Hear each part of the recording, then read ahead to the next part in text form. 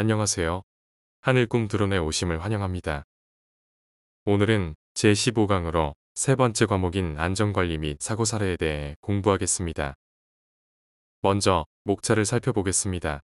1. 무인 비행장치 2. 초경량 비행장치 사고 3. 무인 비행장치 사고 사례 4. 농업용 무인 비행장치 비행 안전 5. 무인 비행장치 안전관리 본 과목에서는 이런 내용들을 다루게 됩니다. 먼저 무인 비행장치에서 항공안전법상 초경량 비행장치는 어떤 것이 있는지 살펴보겠는데요. 나중에 항공안전법에서 자세히 다루기 때문에 이번 시간에는 간단하게 살펴보겠습니다. 동력 비행장치는 동력을 이용하는 것으로서 다음 항목의 기준을 모두 충족하는 고정익 비행장치를 말합니다. 다만 전기 모터에 의한 동력을 이용하는 경우에는 남목은 적용하지 않습니다. 탑승자, 연료 및 비상용 장비의 중량을 제외한 자체 중량이 115kg 이하일 것, 연료의 탑재량이 19리터 이하일 것, 좌석이 1개일 것, 행글라이더는 탑승자 및 비상용 장비의 중량을 제외한 자체 중량이 70kg 이하로서 체중이동, 타면 조종 등의 방법으로 조종하는 비행장치입니다. 패러글라이더는 탑승자 및 비상용 장비의 중량을 제외한 자체 중량이 70kg 이하로서 날개에 부착된 줄을 이용하여 조종하는 비행장치입니다. 기구류는 기체의 성질, 온도차 등을 이용하는 다음 항목의 비행장치입니다. 유인 자유기구, 무인 자유기구, 계류식 기구입니다. 무인 비행장치는 사람이 탑승하지 아니하는 것으로서 다음 항목의 비행장치입니다. 무인 동력 비행장치, 연료의 중량을 제외한 자체 중량이 150kg 이하인 무인 비행기, 무인 헬리콥터, 무인 멀티콥터 또는 무인 수직이 착륙기, 무인 비행선, 연료의 중량을 제외한 자체 중량이 180kg 이하이고 길이가 20m 이하인 무인 비행선입니다.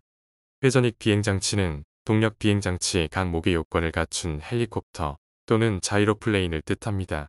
동력 패러글라이더는 패러글라이더의 추진력을 얻는 장치를 부착한 다음 항목의 어느 하나에 해당하는 비행장치입니다. 착륙장치가 없는 비행장치, 착륙장치가 있는 것으로서 동력 비행장치 항목의 요건을 갖춘 비행장치를 뜻하며 낙하산류는 항력을 발생시켜 대기 중을 낙하하는 사람 또는 물체의 속도를 느리게 하는 비행장치를 뜻합니다. 우리나라 농업용 무인 헬리콥터의 역사에 대해 잠깐 살펴보겠습니다. 2003년에 무성항공에서 야마하 R-Max를 처음 도입했습니다.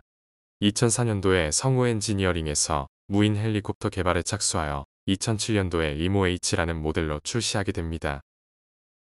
2014년에 성우 엔지니어링과 무성항공이 무인 헬리콥터 전문 교육기관으로 인가받고 2015년도에 카스컴이 무인 멀티콥터 전문 교육기관으로 인가받게 됩니다. 2023년도에 와서는 8월 현재 전문 교육기관 263개, 사설 교육기관 495개가 인가받게 됩니다. 무인 비행장치 신고 현황을 살펴보면 2024년 10월 현재 무인 멀티콥터 56,349대, 무인 비행기 4,784대, 무인 헬리콥터 1,847대로 집계되었습니다. 그래프를 보면 상대적으로 무인 멀티콥터가 급속히 증가하고 있음을 알 수 있습니다. 무인 비행장치 조종자 자격증명 취득 현황을 보겠습니다. 조종 자격 취득 현황입니다. 무인 멀티콥터 14만 5,001명, 무인 헬리콥터 3,050명, 무인 비행기 1,764명이며 지도조종자 등록 현황을 보면 무인 멀티콥터 16,922명, 무인 헬리콥터 284명, 무인 비행기 161명입니다. 마찬가지로 무인 멀티콥터 조종자 자격 취득이 급속히 증가하고 있음을 볼 수 있습니다. 초경량 비행장치 조종자 준수사항입니다. 향후 항공안전법에서 깊게 다루게 되겠지만 그만큼 중요한 내용이니 반복 학습하셔서 내용을 꼭 암기하시기 바랍니다.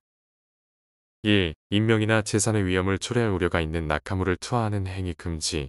2. 인구가 밀집된 지역이나 그 밖에 사람이 많이 모인 장소의 상공에서 인명 또는 재산의 위험을 초래할 우려가 있는 방법으로 비행하는 행위 금지.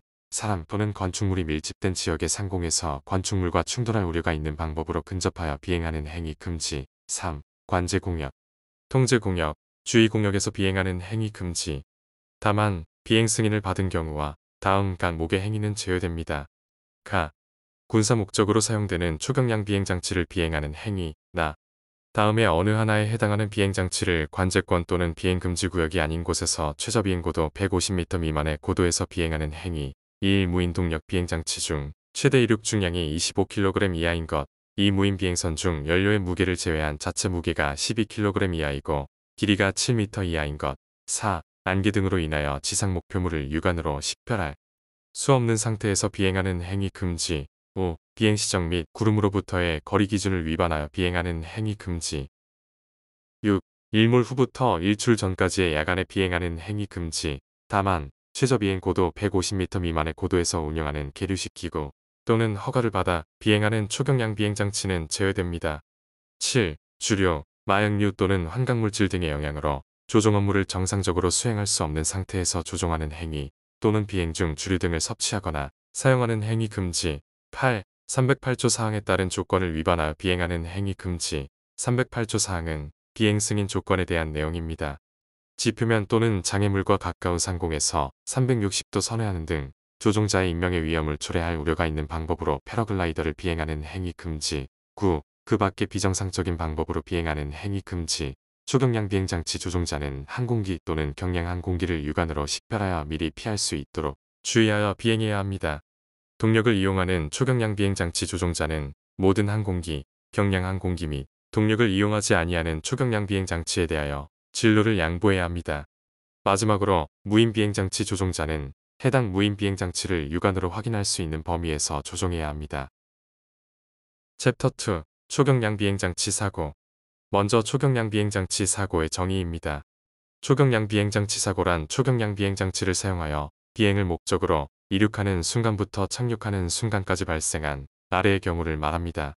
가. 초경량 비행장치에 의한 사람의 사망, 중상 또는 행방불명. 나. 초경량 비행장치의 추락, 충돌 또는 화재 발생. 다. 초경량 비행장치의 위치를 확인할 수 없거나 초경량 비행장치에 접근이 불가능한 경우를 사고라 정의합니다. 항공안전법 제125조에 국토교통부 장관은 초경량 비행장치 조종자 증명을 받은 사람이 초경량 비행장치의 조종자로서 업무를 수행할 때 고의 또는 중대한 과실로 초경량 비행장치 사고를 일으켜 인명피해나 재산피해를 발생시킨 경우 초경량 비행장치 조종자 증명을 취소하거나 1년 이내 기간을 정하여 그 효력의 정지를 명할 수 있습니다. 항공안전법 제129조 초경량 비행장치 조종자 준수사항의 내용입니다. 초경량 비행장치 조종자는 초경량 비행장치 사고가 발생했을 때 국토교통부령으로 정하는 바에 따라 지체 없이 국토교통부 장관에게 그 사실을 보고해야 합니다. 다만 초경량 비행장치 조종자가 보고할 수 없을 때에는 그 초경량 비행장치 소유자 등이 사고를 보고해야 합니다. 항공안전법 제166조 과태료에 대한 내용 중 하나인데요.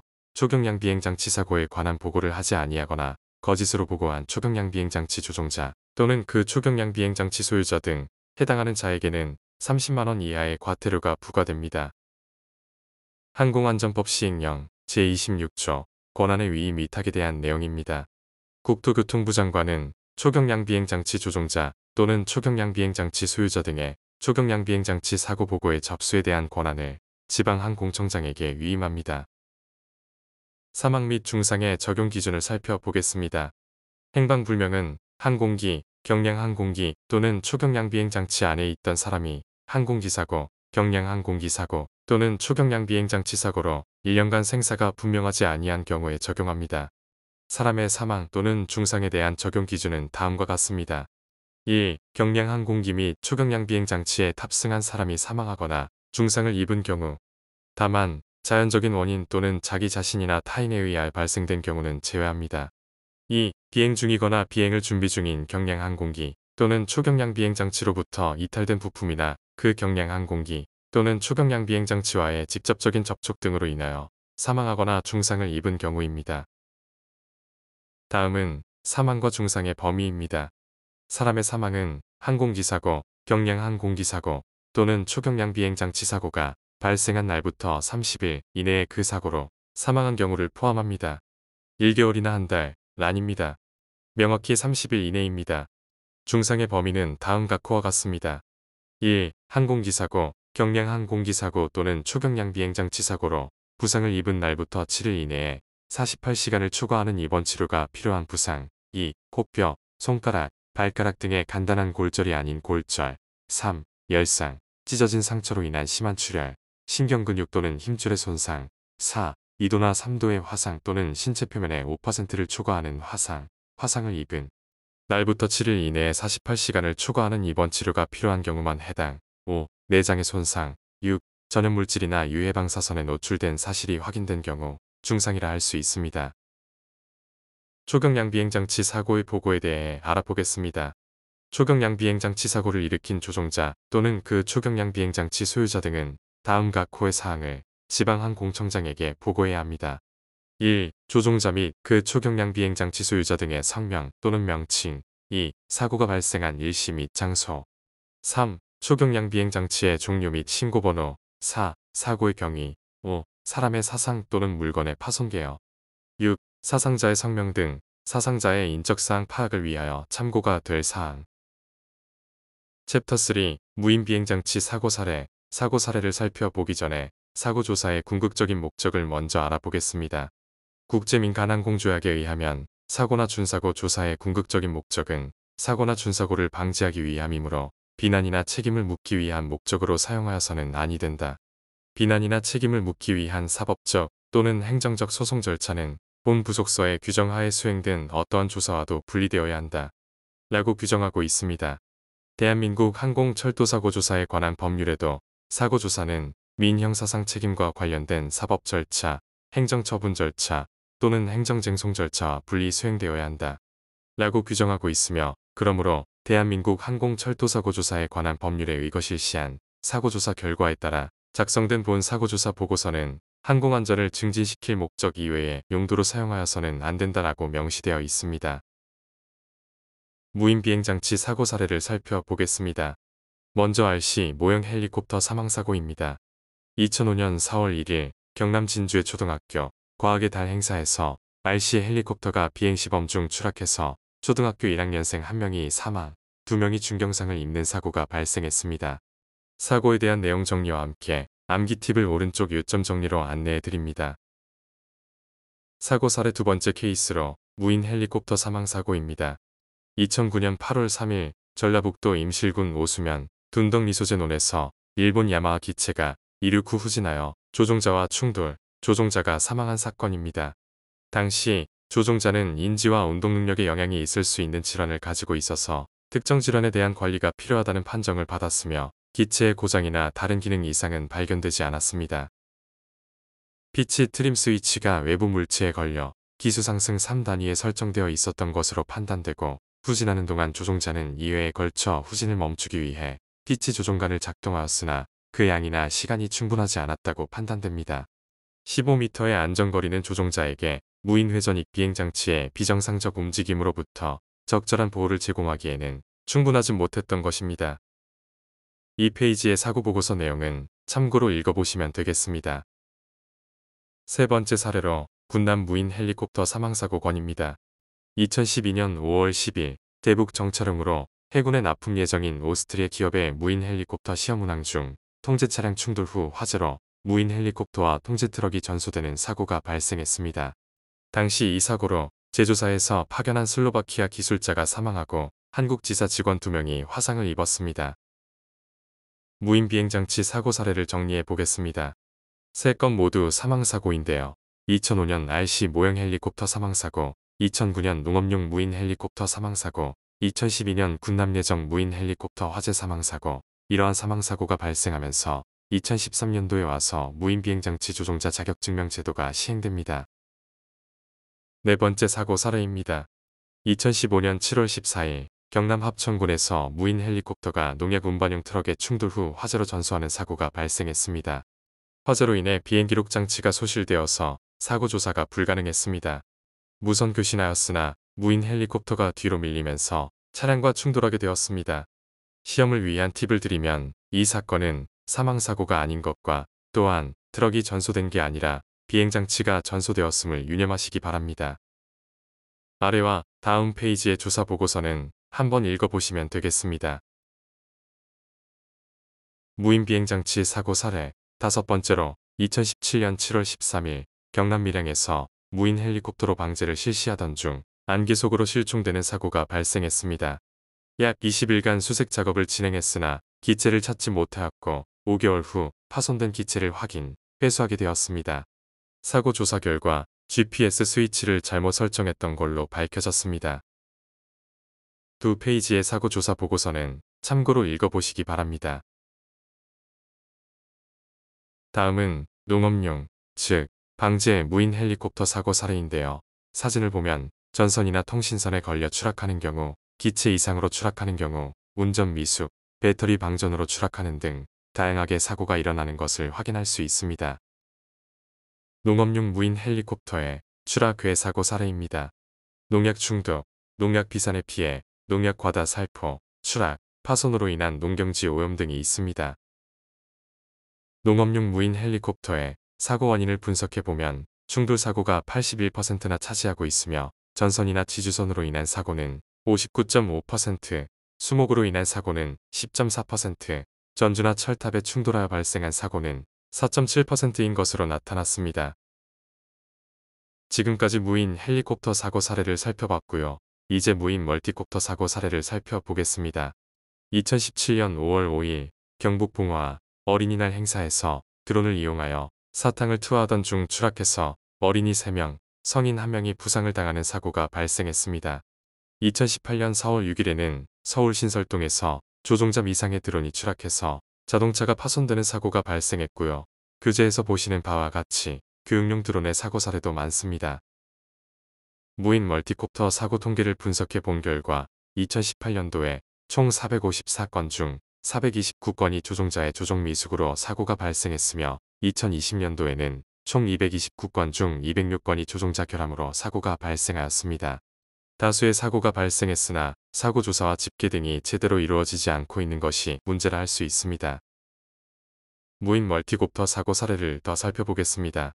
2019년 4월 2일 대전 우체국 인근에서 독립의 횃불 대전 릴레이 행사 도중 드론이 추락하는 사고가 발생했습니다. 총 3대가 비행 중이었는데 그중 축하 비행 드론이 이륙 직후 행사장에 추락했습니다. 사고 조사 결과 조종자 3인 모두 지도 조종자였고 비행 금지 구역에서 비행 승인 없이 비행했으며 군중이 없는 골목에서 이륙 직후 돌풍에 의해 추락, 이 사고로 참가자 3인이 드론에 맞아 경상을 입었습니다. 무인 멀티콥터의 또 다른 사고 사례입니다. 2022년 8월 12일 경기도 여주에서 뮤직비디오 촬영 중 추락하는 사고가 발생했습니다.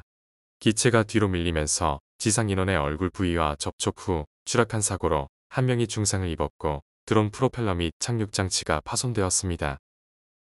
화면의 우측 아래에 사고 사례를 사고 번호별로 정리해봤습니다.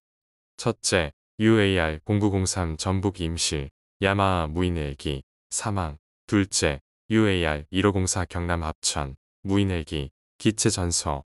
셋째, UAR1703 경남 밀양 야마하 무인 헬기 실종. 넷째, UAR1902 대전 우체국 DJI 추락 경상. 다섯째, UAR221 경기 여주 DJI 추락 중상. 챕터 4 농업용 무인 비행장치 비행 안전. 이제 무인 항공 살포기의 방제 안전 매뉴얼의 내용을 살펴보겠습니다. 부조종사 피리 배치, 표시 깃발 설치, 안전거리 15m 유지, 풍향에 의한 농약 중독 방지, 장애물 등지고 비행, 조종자의 이동거리에 집착하지 말 것, 3인 1조 원칙, 최소 2인 1조. 챕터 5 무인 멀티콥터에 사용되는 기본 센서에 대해 알아보겠습니다. 자이로 센서, 각 속도를 측정하는 센서로 물체가 회전하는 속도를 측정하여 기체의 수평 자세를 유지하게 합니다. 진동과 충격에 취약함으로 방진하여 고정해야 합니다. 기압 센서, 기압을 측정하는 센서로 기체의 고도를 유지합니다. 온도, 습도, 기상에 따른 기압의 변화, 풍속에 따라 오차가 발생할 수 있습니다. 지자기 센서, 지구자기장을 감지하여 방위각을 측정하는 전자나침반으로 기수 방향을 유지합니다. 태양 흑점 활동에 의한 지자기 교란, 주변 전류에 의한 전자기장에 영향을 받습니다. 주변 금속, 철광석 등에 의한 지자기 왜곡 현상을 일으킵니다. GPS 수신기, 인공위성의 미약한 전파를 수신하여 위치를 파악하거나 고정합니다. 태양 흑점 활동에 의한 전리층 변화와 대기권에 의해 오차가 발생할 수 있습니다. 주변 전류에 의한 전자기장에 영향이 있으며 전파교란 가능성이 있습니다. 현재의 상용드론은 유인한 공기와 달리 각종 센서 오류에 대한 2중, 3중의 대책이 없다는 것이 문제입니다. 비행 전 사전에 확인해야 할 내용을 알아보겠습니다. 비행 금지 공역, 비행 제한 공역, 관제 공역, 비행장 교통구역 등 공역을 확인합니다. 항공고 15, 노탐의 관련 내용을 확인합니다. 비행 시 안개, 강수, 강풍, 천둥 번개, 일출, 일몰 시각을 미리 확인합니다. 지구자기장이 수치가 어떤지 확인합니다. 기체의 안정성 인증 검사 및 기체 보험 서류의 유효기간을 확인합니다. 조종자 준수사항을 숙지합니다. 무인 비행장치 안전관리, 비행 전후 점검 사항에 대해 살펴보겠습니다.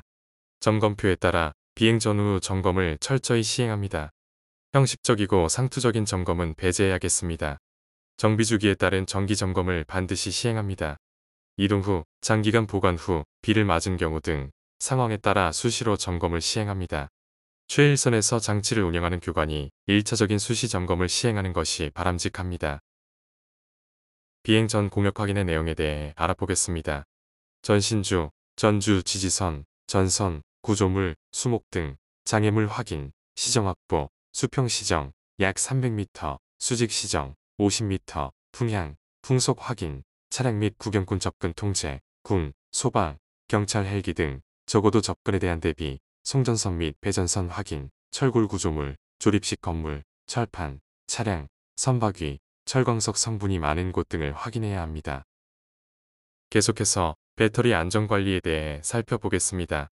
비행 전, 기체 및 조종기의 배터리 충전 상태 확인, 비행 후, 배터리 잔량 확인, 사용 횟수, 수명 체크, 배부른 배터리 사용 금지, 배터리 충전 시 반드시 전용 충전기를 사용할 것, 과충전, 과방전 금지, 배터리 충전 시 자리를 비우지 말 것, 여름철 고온의 차량 내부에서 충전 및 보관 금지, 겨울철 추운 기온에서 배터리 전압이 급속도로 하강함을 유의. 장기간 보관 시 보관 전압 유지. 통신 안전에 대해 살펴보겠습니다. 조종기 레인지 테스트 모드로 30에서 50m 거리에서 시동합니다. 홀드, 조종기 직전 값을 그대로 유지합니다. 페일세이프, 조종기 신호 손실 시 수신기에 미리 설정된 값으로 수신기가 PWM 신호를 내보냅니다. 소형 기체는 호버링 또는 원위치로 복귀하나 대형 기체는 트로트를 조금 낮추어 서서히 하강 후 현 위치에 불시착합니다. 배터리 페일세이프, 1차 저전압일 경우 LED 경고등이 뜨고 2차 저전압일 경우 현 위치에 즉시 불시착해야 합니다. 비행범위 제한에 대한 내용입니다. 임무구역을 고려하여 비행범위를 제한하게 되는데 일종 교육용의 경우 임무거리와 안전거리를 고려하여 80m로 제한합니다. 임무고도의 안전고도를 추가하여 20m로 제한하거나 수목이나 전주 등의 높이를 고려하여 30에서 50m로 제한합니다. 무인 비행장치 비행 안전수칙입니다. 1. 조종자는 항상 경각심을 가지고 사고를 예방할 수 있는 방법으로 비행해야 한다. 2. 조종자는 비행 중 비상사태에 대비하여 비상절차를 숙지하고 있어야 하며 비상사태에 직면하여 비행장치에 의해 인명과 재산에 손상을 줄 수 있는 가능성을 최소화할 수 있도록 고려해야 한다. 3. 비행장치의 이착륙 활주로 가시범위 또는 시정이 적용 최저치와 같거나 그 이상임을 필히 확인해야 한다. 4. 무인 비행장치 조종자는 이륙 시 육안을 통해 주변 상황을 지속적으로 감지할 수 있는 보조요원과 이착륙 시 활주로에 접근하는 내 외부인의 부주의한 접근을 통제할 수 있는 지상안전요원을 필히 배치하여야만 한다. 5. 비행은 반드시 규정 및 절차에 의한 것이어야 하며 인가되지 않은 조작을 하여서는 아니 된다. 무인 비행장치 조종자는 곡기 비행 및 수평 비행 고도에서 옆 기울기 60도 또는 피치 30도를 초과하는 조작을 하여서는 아니 된다.